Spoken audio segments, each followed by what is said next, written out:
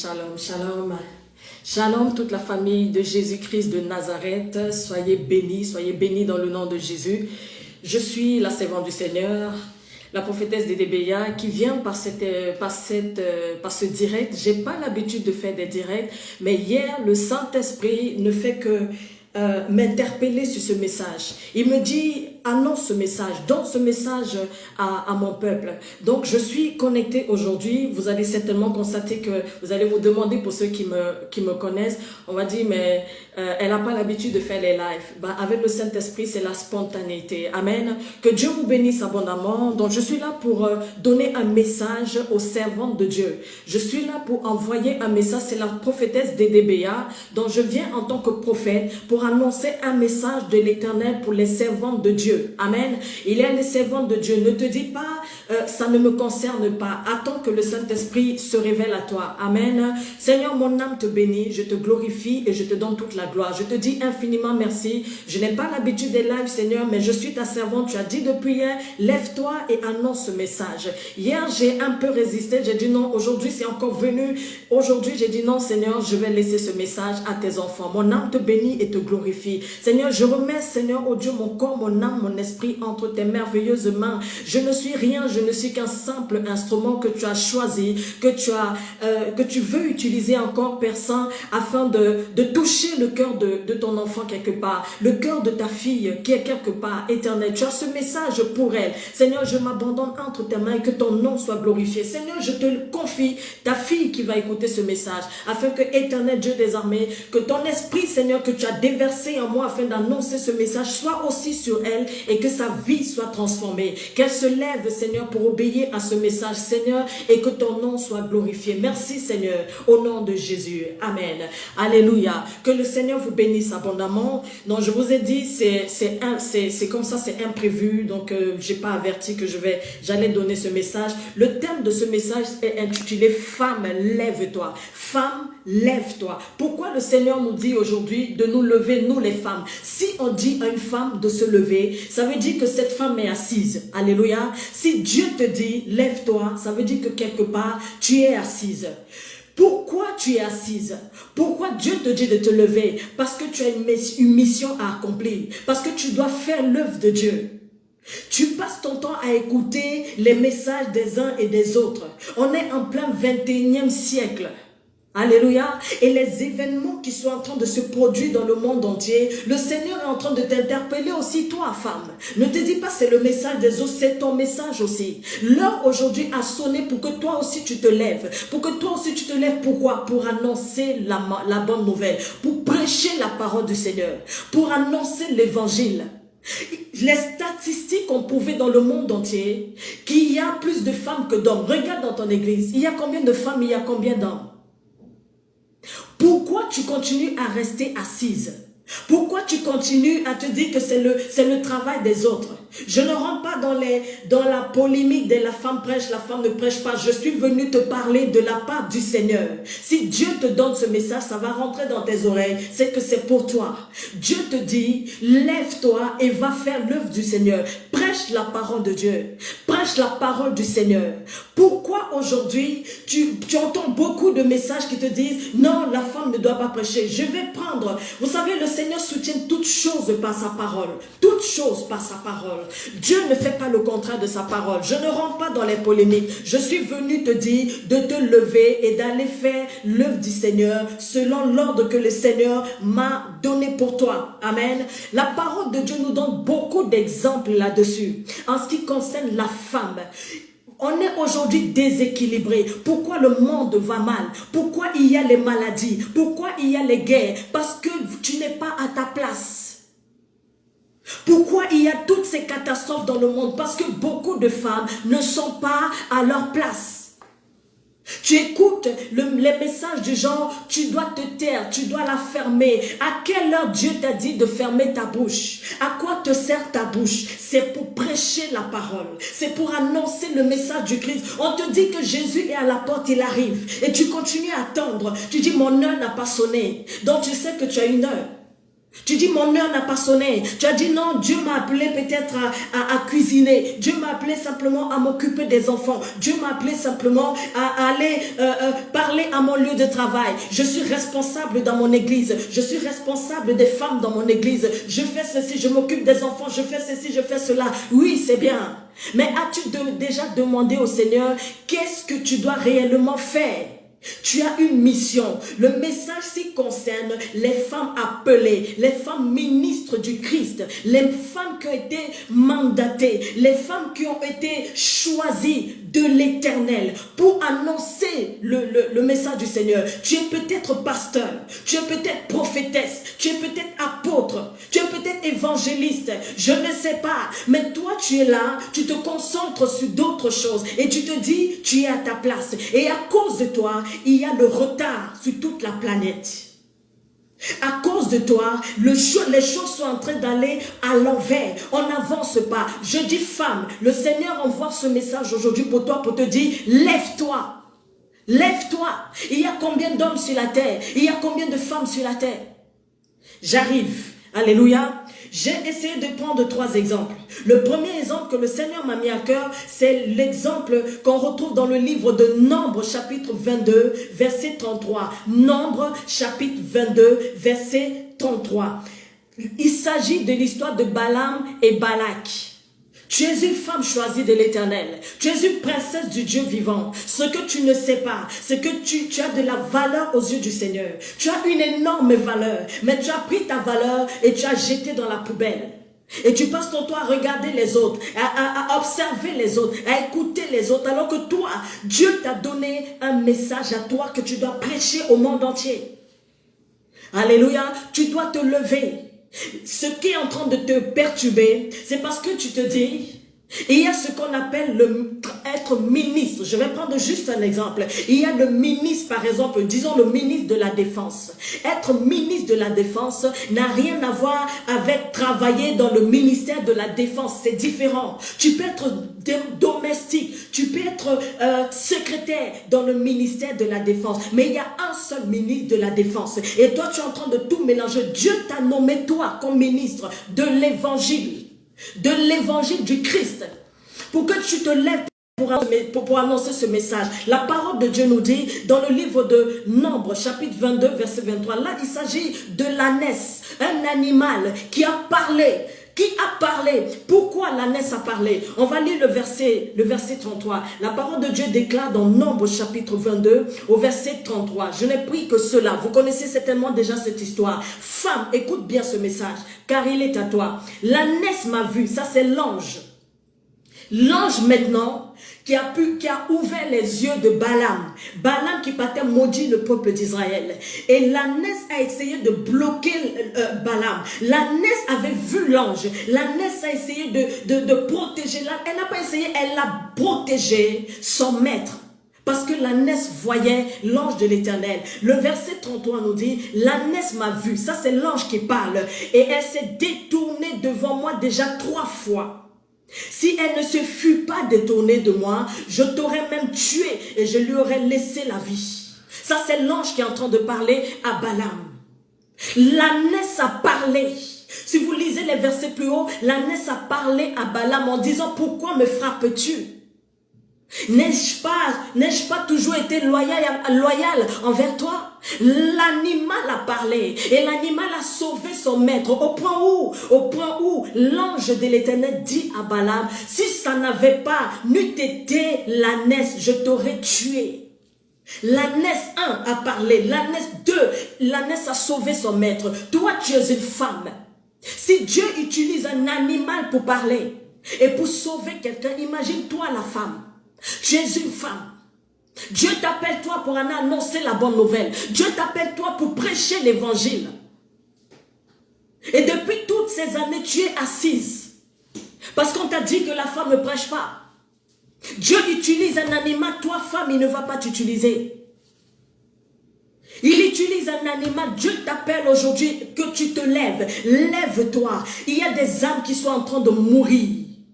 L'ânesse a sauvé son patron. Toi, tu dois sauver quelqu'un. Il y a des gens dans les hôpitaux qui ont besoin de toi, ta bouche. Il y a des gens qui sont dans les rues. Il y a des gens qui sont partout. Il y a beaucoup d'endroits où la bonne nouvelle doit être prêchée.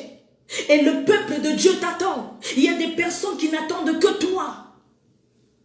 Il y a des gens dans ta famille qui n'attendent que toi. Si c'est un autre pasteur qui vient leur prêcher la parole, le cœur sera endurci. Mais le jour où tu vas te lever, ils vont se convertir au Christ. Mais parce que tu dors et la mort est en train de frapper ta maison. Il y a de ces mamans-là qui sont dans les églises, c'est bien. Travailler à l'église, c'est bien. Tu ranges les chaises, tu nettoies, tu fais ceci, tu fais cela, c'est très bien. Tu es responsable des mamans de ceci, responsable des mamans de cela, responsable de ci, responsable de ça, c'est bien. Tout ça est important dans l'église. Mais t'es-tu déjà un jour demandé à quoi j'ai été appelé? T'es-tu déjà demandé un jour à quoi moi j'ai été appelé? On progresse. On va prendre un autre exemple. Ça, c'est pour t'encourager. Le Saint-Esprit m'a rempli, il me dit non, prêche ce message. Annonce ce message. Il y a quelqu'un qui va entendre ce message et qui va se lever parce que ce message est pour toi. La Bible nous dit dans le livre de Juges, chapitre 13, versets 2 à 4. C'est l'histoire de Manoah. Écoutez, ça, je suis en train de toucher ces mamans-là qui se disent, non, mon mari, je suis soumise à mon mari, donc mon mari me dit, la femme ne doit pas prêcher. D'ailleurs, même la Bible dit qu'il n'est pas permis à la femme d'enseigner. Donc, ton mari peut prêcher, toi, tu ne peux pas prêcher. Quand tu lis ta Bible, tu vois de la Genèse jusqu'à l'Apocalypse, le rôle des femmes. On est en train d'arriver. La parole de Dieu nous dit, dans le livre de Juges, chapitre 13, à partir du verset 2 et 4. Juges chapitre 13, 2 à 4. Je vais essayer d'extrapoler pour qu'on puisse aller plus vite. Le message n'est pas long. Le verset 2, la parole de Dieu déclare, j'ai dit Juges chapitre 13, verset 2 à 4. Et il y avait un homme de Chora, de la famille des Danites, et qui s'appelait Manoah. Sa femme était stérile et n'enfantait pas. Un ange de l'Éternel a paru à la femme. Il a paru à qui? Est-ce que l'ange de l'Éternel n'avait pas vu que cette femme était mariée? Est-ce que l'ange de l'Éternel n'avait pas vu que dans cette maison-là, il y avait un homme? Si, il le savait. Mais la Bible dit, l'ange de l'Éternel a paru à la femme. Au verset 3, un ange de l'Éternel a paru à la femme et lui dit, voici, tu es stérile et tu n'as point d'enfant. Tu deviendras enceinte et tu enfanteras un fils. Au verset 4, maintenant, prends bien garde, ne bois ni vin ni liqueur forte et ne mange rien d'impur. Ne mange rien d'impur. Là, c'est l'ange qui est en train de donner un message à la femme. Amen. Un message à la femme. On va prendre le verset 6. Le verset 6, la parole de Dieu nous dit, la femme alla dire à son mari, quand Dieu t'appelle au ministère, tu es marié, dis à ton mari, là je parle à celle qui est mariée, celle qui est célibataire, ne te dis pas parce que je suis mariée, Dieu ne m'a pas appelé au ministère, ça veut dire que tu n'es pas encore arrivé, alléluia, Dieu peut t'appeler, tu n'es pas marié, on n'a jamais écrit que le ministère c'est seulement pour une femme qui est mariée, le ministère, Dieu choisit qui il veut.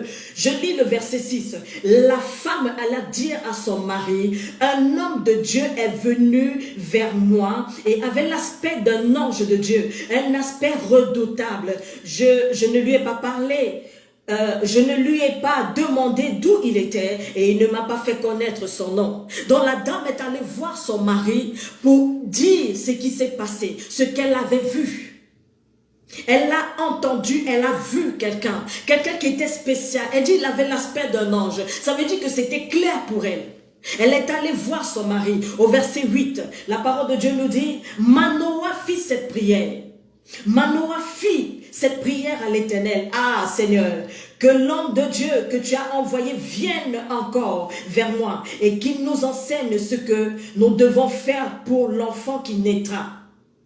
Au verset 9, la Bible dit, Dieu exauça la prière de Manoah et l'ange de Dieu vint encore vers la femme. Dieu exauça la prière de Manoah et l'ange de Dieu vint encore vers la femme. La Bible ne dit pas que l'ange est maintenant allé vers Manoah parce que Manoah a prié. Alléluia.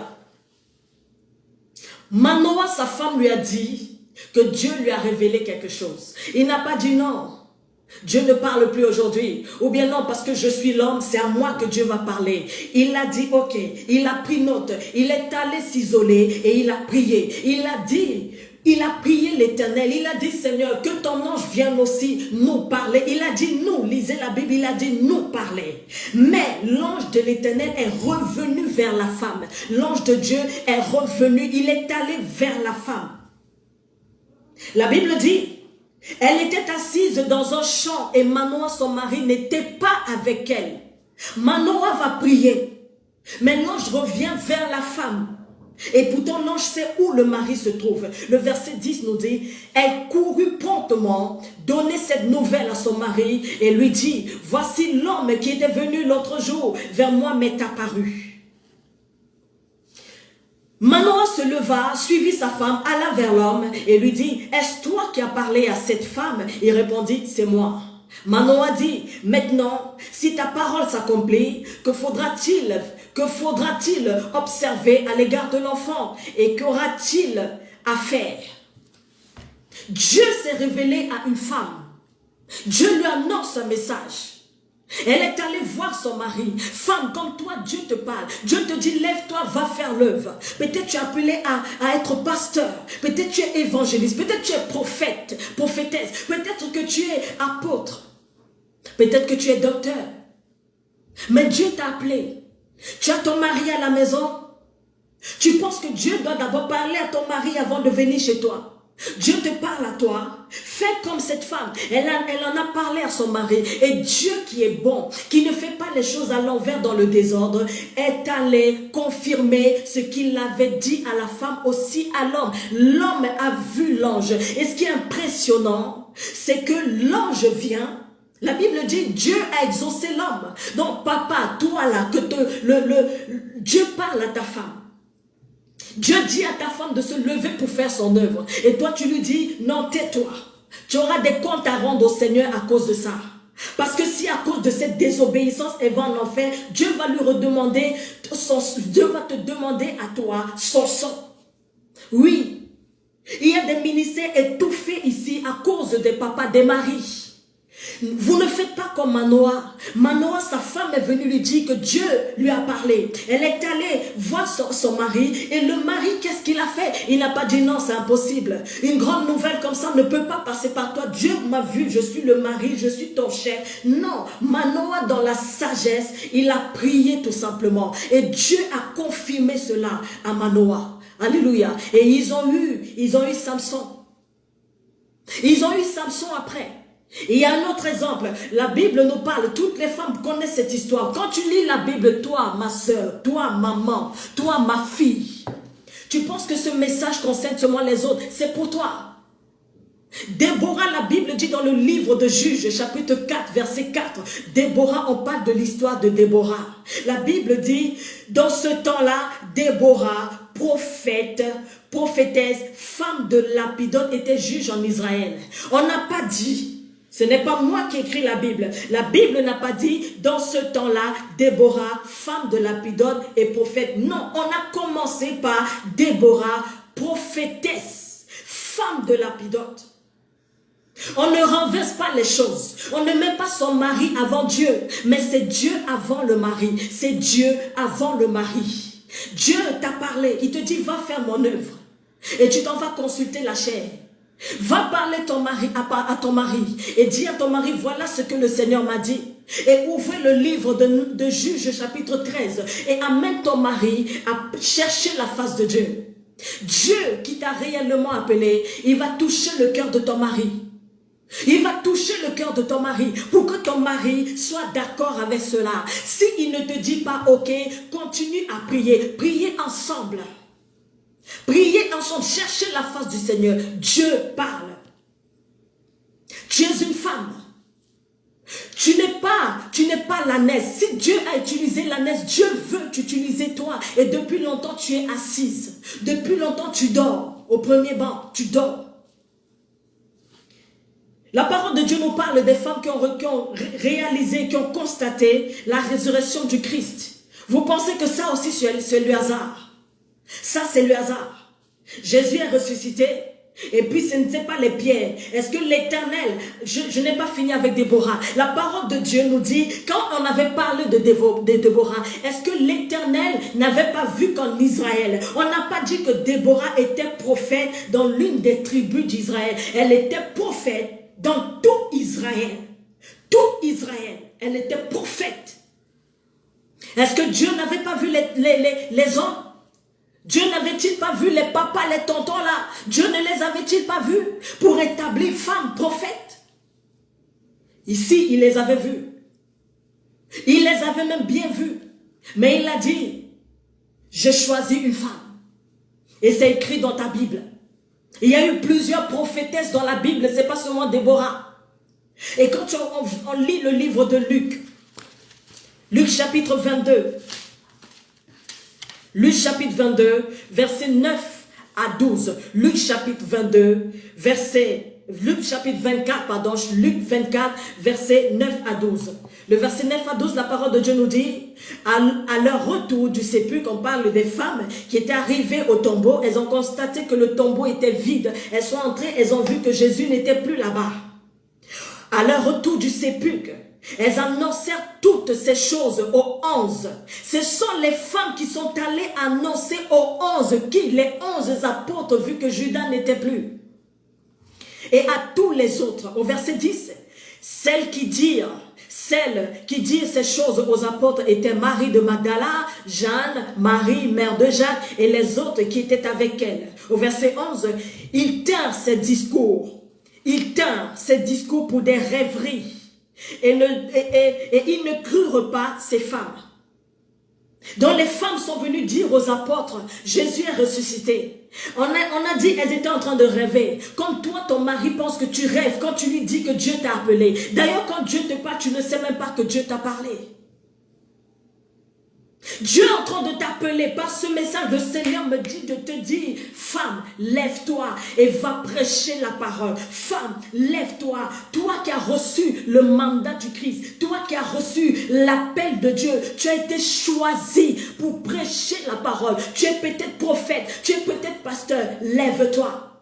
Lève-toi et va prêcher la parole. Va dans le monde entier. Il y a des âmes quelque part qui t'attendent. On a cru, les hommes qui étaient là, pendant qu'elles étaient en train de dire Jésus est ressuscité, on a pensé qu'elles rêvaient. Elles rêvaient en plein jour. Une femme est en train de te dire ce qu'elle a vu. Toi tu dis qu'elle rêve, elle est debout et puis elle rêve. Ça aurait été un homme qui était venu dire, on aurait cru. Mais il y a eu un homme. Il y a eu un homme qui s'est levé. Alléluia. Que Dieu bénisse tous ces papas-là. Que Dieu bénisse tous ces hommes qui ont cru au ministère de leurs femmes. La Bible nous dit, au verset 12, mais Pierre se leva et courut au sépulcre. Sur la base de la parole de ces femmes, Pierre s'est levé. Pierre s'est levé, il est allé voir et lui aussi a constaté.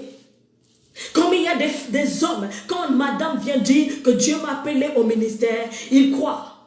Il ne fait pas comme les autres qui disent non, celle-là, elle a déliré. Non, non, non, non, Dieu ne peut pas parler à une femme. Dieu ne peut pas dire à une femme d'enseigner. Femme, lève-toi. Le Seigneur m'a envoyé te donner ce message. Lève-toi, lève-toi. Toutes les maladies qui sont en train de saturer la planète, toutes les épidémies, c'est parce que la femme dort. Tu dors. Tu es au premier banc et puis tu dors. Laissez-moi vous conter une vision. Une partie de cette vision-là que le Seigneur m'avait donnée lorsque je partais, lorsqu'il m'appelait à faire son œuvre. J'étais en pleine conversation avec une servante de Dieu. Les pasteurs qui me connaissent, ma famille ils connaissent bien cette vision-là. J'étais là avec une dame, une servante de Dieu. Elle était habillée de blanc. Elle avait un grand boubou blanc, elle avait un foulard blanc, elle avait mis un foulard sur la tête, comme ça, elle était de blanc vêtue. Et elle me disait, ça fait 40 ans qu'elle est dans une église. Ça fait 40 ans qu'elle exerce. Elle est en train de travailler dans une église. Et j'étais dans l'admiration, je disais, waouh, que fais-tu dans cette église? 40 ans dans la même église. Et elle était en train de me dire, 40 ans dans la même église. C'est elle qui ouvre l'église le matin. Elle est la première arrivée. Elle est la dernière à partir. C'est elle qui balaie la salle. C'est elle qui nettoie les toilettes. C'est elle qui s'occupe des enfants. Elle est à Écodine. Elle est responsable de groupe des femmes. Elle s'occupe de tout ce qui concerne le corps pastoral. Elle est au pied du pasteur. Elle est au pied de la femme du pasteur. Elle est dans le service de l'église pendant 40 ans. 40 ans. J'ai pas dit 4 jours, 4 mois. 40 années de sa vie. Elle était au service de l'église. Et pendant que cette femme était en train de me raconter sa vie, le ciel, quand tu lèves la tête au ciel, le ciel s'était transformé. Il n'y avait plus le ciel. Il y avait la Bible. À la place du ciel, c'était la Bible ouverte. Une grande Bible ouverte. Et j'ai entendu une voix. Et quand la voix m'a appelé, j'entends une voix qui me dit « ma fille ». Et dès que j'ai entendu ma fille, la dame en face de moi est tombée. Elle est morte. Elle est morte. Et me penchant vers cette femme, le Seigneur me parle du haut des cieux et il me dit, ma fille, vois-tu ce qui est arrivé à cette femme? J'ai dit oui. Il me dit, c'est moi qui l'ai frappée. Ça fait 40 ans qu'elle est dans la désobéissance. 40 années de désobéissance. 40 années de désobéissance et moi j'étais dans l'admiration de cette femme. Elle avait toutes les qualités. Et surtout toi qui regardes à l'apparence, qui juge les gens par rapport à l'apparence. Cette femme était toute de blanc vêtue. Elle avait une robe blanche, foulard blanc. Dieu l'a frappée de mort. 40 ans dans le ministère, dans l'église. Elle était au service, 40 ans. Elle balayait. Elle était dans tout ce qui était service dans l'église. Mais là, le Seigneur me dit ce jour, elle était dans 40 ans de désobéissance et Dieu l'a frappée. Quand Dieu te frappe, il n'y a pas de retour de ça. Tu tombes, il n'y a plus rien à faire. C'est fini. Qui peut intervenir pour toi? Dieu a frappé cette femme. Alléluia. Et toi qui es en train de faire ça, tu es dans l'église. Tu es en train de dire, oui, je suis à l'église, je m'occupe de la femme du pasteur, je m'occupe du pasteur, c'est moi qui nettoie le pupitre, c'est moi qui nettoie la chaise, je suis le chauffeur du pasteur, c'est moi qui nettoie les chaises à l'église, c'est moi qui balaie la salle, je suis au service du protocole. C'est bien de faire ça. Mais toi que Dieu a appelé, pendant que tu fais ça, toi, Dieu t'a appelé. Dieu t'a appelé comme ministre de la parole. Dieu t'a appelé comme ministre de l'évangile. Et tu es en train de perdre le temps. L'obéissance vaut mieux que les sacrifices.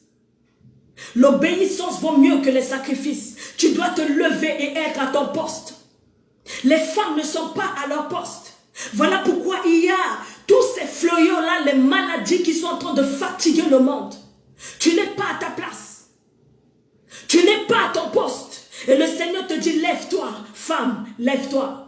Si Dieu t'a appelé et que tu as compris le message du Seigneur, et que ton mari est un obstacle pour toi, appelle ton mari, donne-lui le livre de Juge chapitre 13, l'attitude de Manoah face à la vision de son épouse. Manoah n'a pas freiné le message de l'ange. Alléluia. Dieu t'appelle au ministère. Dieu te dit, lève-toi, lève-toi et prêche la parole de Dieu. Dieu n'a pas appelé tout le monde. Faites très attention. Quand Dieu t'appelle, c'est très très clair. Parce que justement, il y a cette confusion-là. Et l'église aujourd'hui est totalement malade. On appelle tout le monde pasteur aujourd'hui. On appelle tout le monde pasteur. Quand tu fais un tour dans le petit coin où il y avait le marabout, il a déménagé. Il est allé où? Il a ouvert une église. Et lui aussi, on va l'appeler pasteur. On reconnaît un arbre par son fruit. On reconnaît chaque arbre par son fruit. Ça rattrape toujours. Alléluia. Il faut être sûr que Dieu t'a appelé. Et parce que Dieu t'a appelé, il t'a donné ce qui ira avec ton ministère. Lève-toi et prêche la parole. Si Dieu t'a appelé, lève-toi et prêche la parole. Il y a des âmes qui se meurent. Il y a des âmes qui sont en train d'être décapitées parce que ta bouche est fermée depuis. Ton mari ne va pas répondre de ta vie devant le Seigneur le jour du jugement. Ton mari ne va pas répondre de ta vie. Le salut individuel.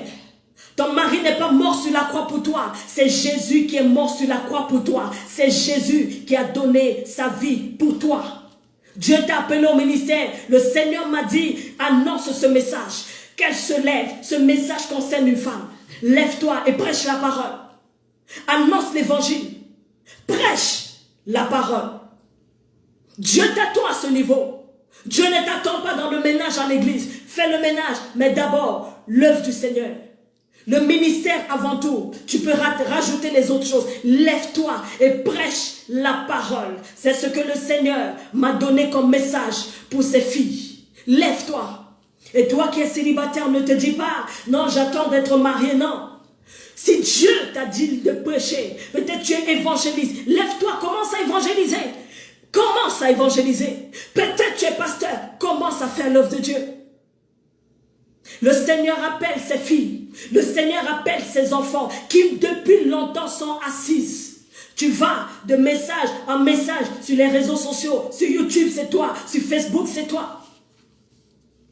Et pendant ce temps, en toi, il y a le choix de Dieu. Il y a l'appel de Dieu. Et il y a les gens qui sont en train de mourir parce que le message de l'autre pasteur, c'est pas pour lui. C'est-à-dire, l'autre pasteur va prêcher, il va rester insensible. Et pourtant, quand toi, tu vas te lever, Dieu va te dire, va prêcher la bonne nouvelle à cette personne, elle sera sauvée. Femme, lève-toi. Lève-toi aujourd'hui et fais la mission à laquelle Dieu t'a appelé. Que le Seigneur te bénisse. Ne tremble pas. Celui qui t'a appelé est fidèle.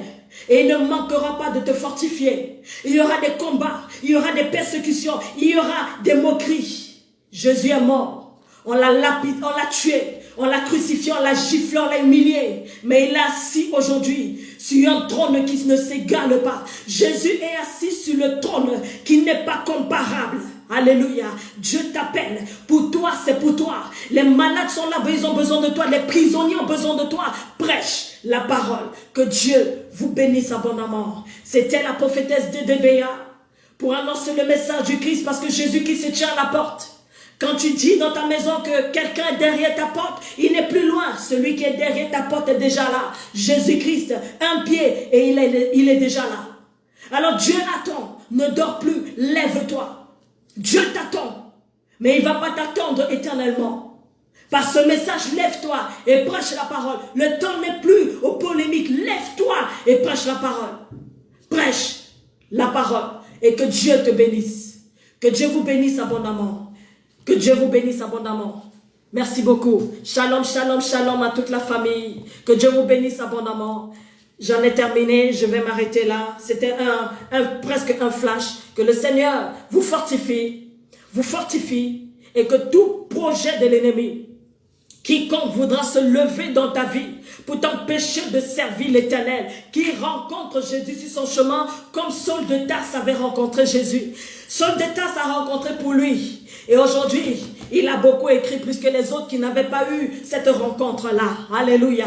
Il faut que tu saches que Jésus-Christ est avec toi. Au nom de Jésus, je me lève contre quiconque va se lever contre toi. Je me lève dans le nom de Jésus. Toi qui es touché par ce message, je déclare parce que j'ai été mandaté par le Saint-Esprit, par le Christ pour te donner ce message pour que enfin tu te lèves. Quiconque va t'empêcher va rencontrer Jésus sur son chemin. Dans le nom de Jésus-Christ, tout obstacle à ton obéissance soit renversé, soit détruit au nom de Jésus-Christ de Nazareth. Que ceux qui vont t'empêcher, que ce soit dans ta propre famille, pour prêcher l'évangile, soient frappés d'aveuglement, soient frappés de paralysie, de surdité, au nom puissant de Jésus-Christ de Nazareth. N'aie pas peur, car Christ a dit, ils te feront la guerre, mais ils ne te vaincront pas, ils ne te vaincront pas, ils ne te vaincront pas, parce que celui qui est plus fort habite à toi. N'aie pas peur d'eux.